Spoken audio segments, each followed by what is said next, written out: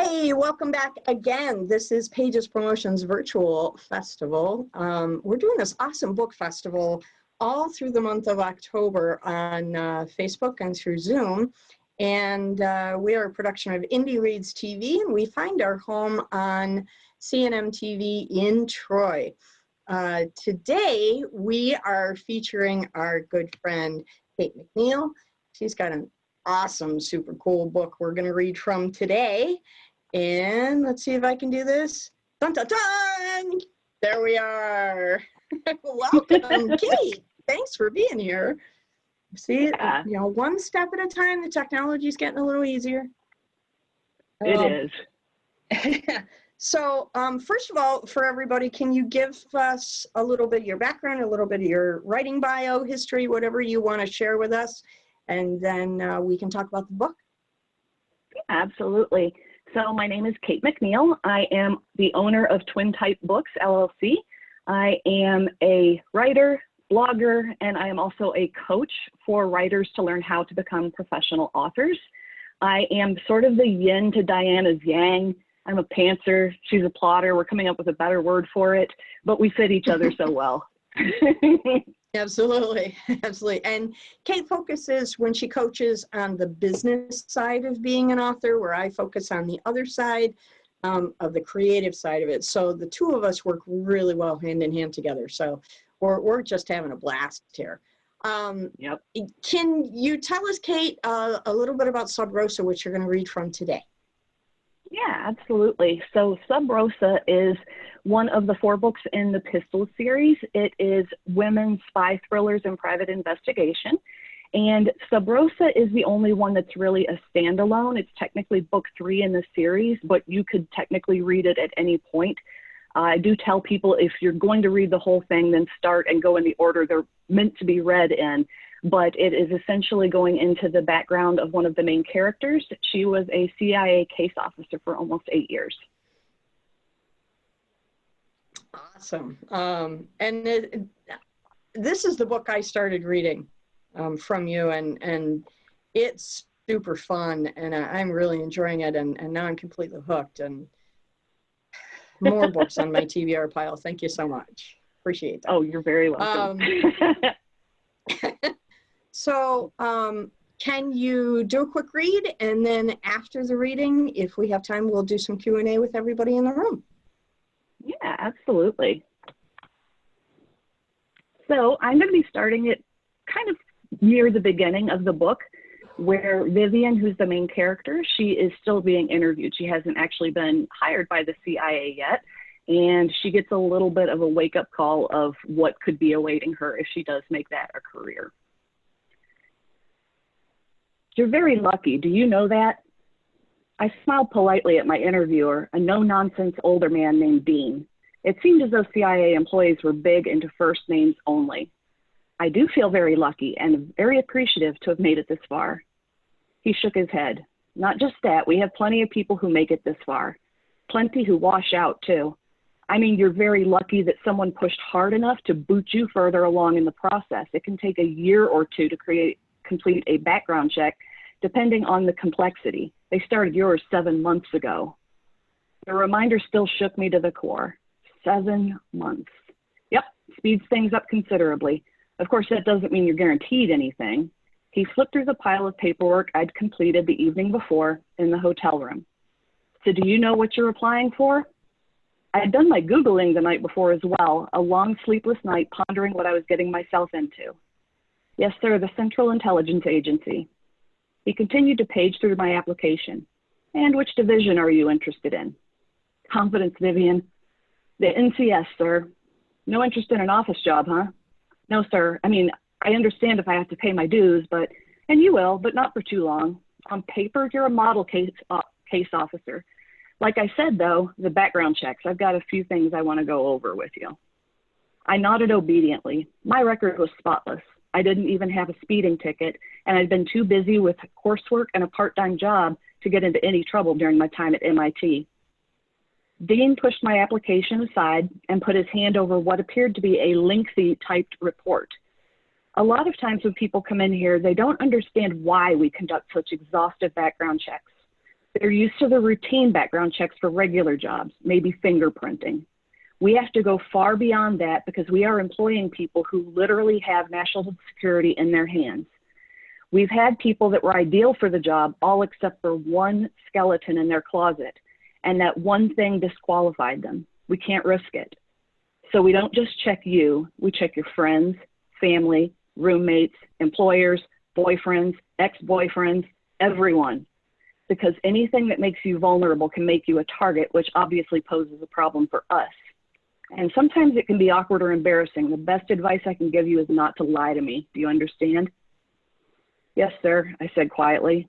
I had a feeling I knew where this was going, but at least I could be honest about it. Good. The first thing that I want to talk to you about are your parents. Are they both still living? I took a deep breath. He wanted honesty, at least the truth was simple. I don't know about my father. He left when I was 8 years old, and I haven't heard or seen him since. Dean's steel gray eyes zeroed in on mine. Why did he leave? I don't know the details. He and my mother fought a lot, and one day he came home, packed a bag, and left. I asked my mom, but she refused to talk about it. So you don't know of his whereabouts? No, sir. What about your mother? I forced myself to be calm. She became an alcoholic after my father left. She wasn't much of a mother after that. And do you know her whereabouts? Tension was creeping up my neck and into my shoulders. Not really. I left Charleston immediately after graduation. She may still live there. I don't know. I don't have any communication with her either. You've had absolutely no contact with either of your parents since the age of 18. No, sir. If your father left and your mother became an alcoholic when you were 8 years old, how did you manage to survive, let alone keep it together enough to graduate at the head of your high school class, get into MIT, and graduate from there early? I spent a great deal of time with my best friend's family. The Chase family? A horrible feeling of violation slithered through my stomach. How? Sarah and her mother Susan, after Sarah's husband Matthew was shot and killed 16 years ago in an armed robbery, and Parker Chase, who I take to be the best friend you mentioned. Yes, sir, I managed. How close are you and Parker? We're like sisters. Did you tell her about the interviews that you have scheduled there this week? No, sir, I was told not to give anyone details. I left a message for Professor Kuznetsov, just telling him that I'd be out of town for a week in case anyone noticed I was gone. I figured he'd understand without further explanation. Dean finally cracked a small smile. How is Casimir? This is getting surreal. If there had been any doubts in my mind about the professor being in the CIA, they were evaporating rapidly. He's doing well, sir. He's a wonderful professor. I feel lucky to have been taught by him. You should, Dean said bluntly, flicking the manila folder shut. They were desperate to get him to teach at Langley, but he had his own agenda. He's the reason you and I are having this conversation. He's never recommended a student as highly as you. Ms. Carmichael, I'll be blunt with you. You are the absolute model so far of what we want in a case officer should you choose to pursue the position. Your education is there, your familiarity with the area, language, and customs is there, and even with your familiarity with firearms and rudimentary self-defense is there. You'd cruise through basic training with one hand tied behind your back. I'm not going to lie to you, though. You have two very weak spots, and those are your parents and your relationship with the Chase family. You stiffened up like a board when I asked you about your mother, and you looked like you were going to puke when you realized how much I knew about your life. You're going to have to work on eliminating your tells because any halfway decent interrogator would read you in a split second and have your weak spots like that. He snapped his fingers. But my parents, they may not seem like a weak spot to you, but they're weak spots nevertheless. If someone got to your mother, don't you think she'd pick a bottle of booze over you again? If someone asked her where her daughter lives now and who she works for and waved a gallon of gin at her, don't you think she'd tell them all they needed to know? And the Chase family, what would you do if Parker was in trouble? Wouldn't you abandon your job to come to her aid? That's what best friends are for, right? I was completely speechless in front of this stranger, stunned by a hurt that went deeper than I'd felt in a long time. Dean leaned forward, and this time there was a flicker of sympathy in his eyes. I'm sorry, Vivian, but that's just a tiny example of what you'll have to go through to become a case officer, an excellent case officer. Part of the process is a barrage of psychological exams and regular polygraph tests for the rest of your career. We know your weak spots. We know Parker is taking her final exams at Duke this week. And, he paused for a moment, we know where both of your parents are. It's all right here, your life, in this one folder. He tapped it with his index finger. You know where my parents are? We do. Do you want me to tell you where, what they're doing? I shut my eyes slowly, remembered my mother drunkenly crashing the 9th birthday party that Parker, her mother, and Gran had so thoughtfully organized for me, culminating with her falling into the pool. All the days I'd gone to school without lunch until Sarah Chase started sending an extra one along with Parker for me. The vacant stare when I told my mother I was leaving town right after my high school graduation ceremony. The fact that I could barely even remember what my father looked like since my mother had destroyed all his pictures after he walked out. The emptiness in my life where my parents should have been. No, I said softly, then repeated myself more strongly. No, I don't want to know. I'm glad to hear that, he replied, because I would have recommended we not accept your application if you'd said yes. There are a few people who already feel it should be rejected because of your parents. Personally, I think you're making the right decision as long as you understand what you're in for. I nodded silently. Somewhere, somehow, deep inside, I now knew that I was making the right decision. Cutting my parents off, an amputation, wasn't just good common sense. It would mark a new beginning and a fresh start for me, one that had nothing to do with the lives they'd ruined and their failure to drag me down. The rest of the week passed in an excruciating blur. I passed the drug test and the physical exams, but the psychological test and polygraphs left me feeling more beaten and exhausted than anything else. The examiners hammered at me about my parents, about how I felt about Parker's father's death, if I felt isolated, if I felt betrayed. I was asked repeatedly about what had sparked my interest in Russia and what motivated me to want to work there. Over and over, I repeated the story about my maternal grandmother immigrating to the United States with her 8-year-old daughter, my mother, about the stories she would tell me, the tongue-twisting language that I became determined to master. Every night, I scoured the internet for information about the National Clandestine Service, the spy division of the CIA. The more I read, the more intrigued and determined I became. Although it hadn't been explicitly spelled out to me, I now knew that part of the reason Professor Kuznetsov had pushed so hard for my recruitment was my comfort with Russia, its language, its culture, while still being a patriotic American with no motivation to turn traitor. And when I forced myself to be completely honest, the idea of working as a spy, I had to admit I was captivated by it. Traveling, immersing myself in cultures, languages, and traditions of a world full of mystery and adventure sounded like a dream come true. Just as the culture of campus life at MIT had once made me feel that I had found my niche, a place where I was welcome and useful, the lure of the NCS was calling to me. I wanted to get in badly, even as they did their best to crack me into pieces and dissect me accordingly.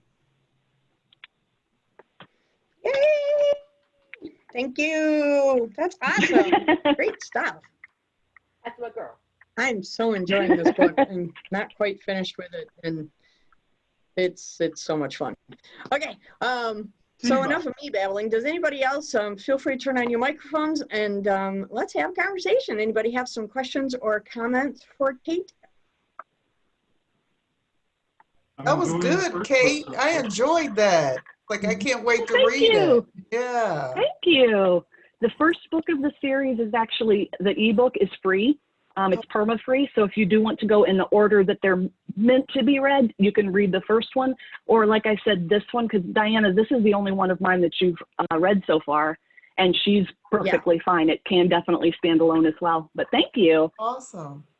Absolutely. Yeah, it's definitely a standalone, and it's a wonderful introduction to Kate's work and the world that she's creating with these characters. So it's a fast read, which is even better. So it's super fun.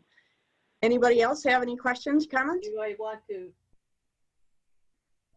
Anybody? Hey, Amby. Mm-hmm.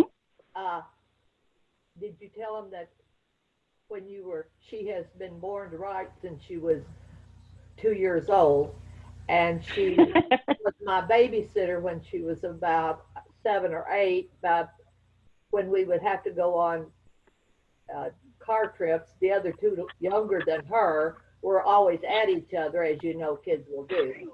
And so I'd say, Amby, tell them a story. And she said, what about? I said, oh, but you'll figure something out. And she was thinking about 5 minutes.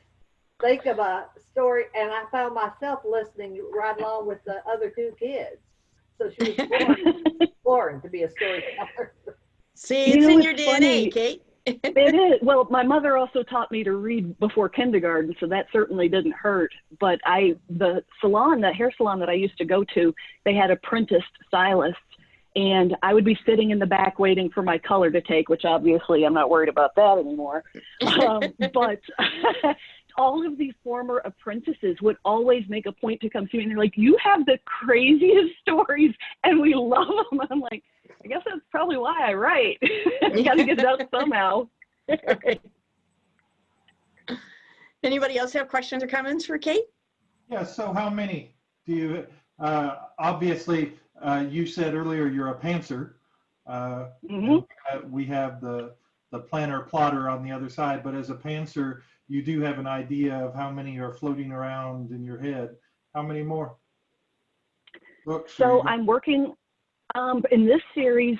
There's definitely going to be 5 because I'm working on the 5th one right now. And I think there might be a 6th because I genuinely don't know how this one's going to end. I never write like anything. Diana's probably over there like, I never plan in advance. And honestly, one of the comments that I always really take to heart and really appreciate is when people say, we did not see that coming. Like sometimes you can tell when an author has planted something, we did not see that coming. I'm like, yeah, neither did I. Honestly, it just kind of happened. Super. Yeah, it's just interesting. I started reading Thistles this morning, knowing that I'd have some time, and it's very interesting. We could put your main character and my main character in a room, and it'd be a lot of fun. Yeah, they would have a great conversation, the two of them. Yeah. Yeah, that's definitely the book that kind of freaks people out because it starts with the opening line of destroying someone's life could be remarkably therapeutic. And people are usually like, whoa, that's all right, awesome. I guess we know what we're in for. Absolutely. That is awesome. Andrew, Kate, have you guys ever done a festival together? I have met her once. Okay. Going to say I think just the once because I'm one of I don't really do a whole lot of festivals. I would say easily 99% of my sales are online and I'm in every single marketplace. I also sell on my website where you can purchase an autographed copy, and if it's a gift, I can ship it to the giftee wrapped up and everything like that. But definitely bummed because for me the great part about the festivals is honestly seeing the other authors. And I walk out with more, I bought more books than I sold.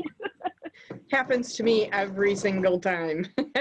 Worth it. And Andrew totally worth too. It. Andrew does it. I've seen him walk out with bundles of books. I've seen no regrets. Yeah. Yeah. Oh, it's always fun reading other people.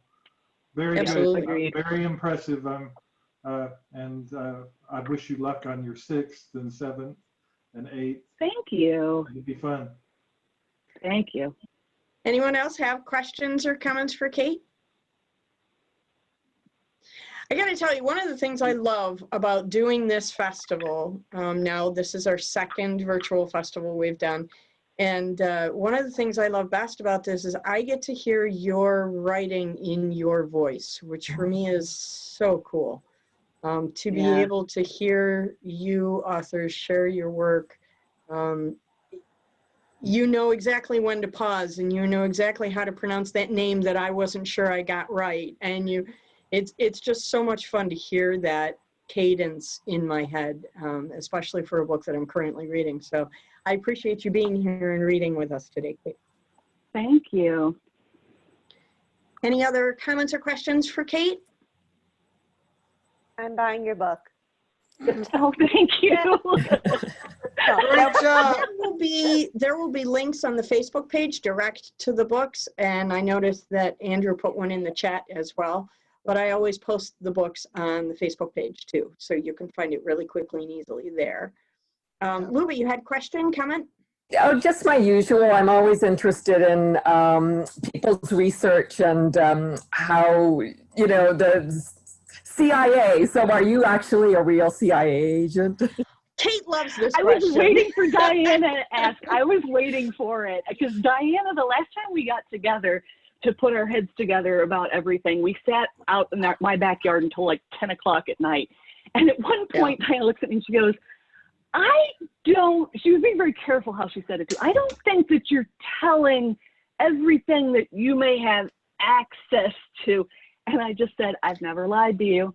And honestly, I've never been a CIA officer. I do a ton of research. Research is hands down my favorite thing to do. I love doing it. I actually do research as I write because sometimes that inspires something else.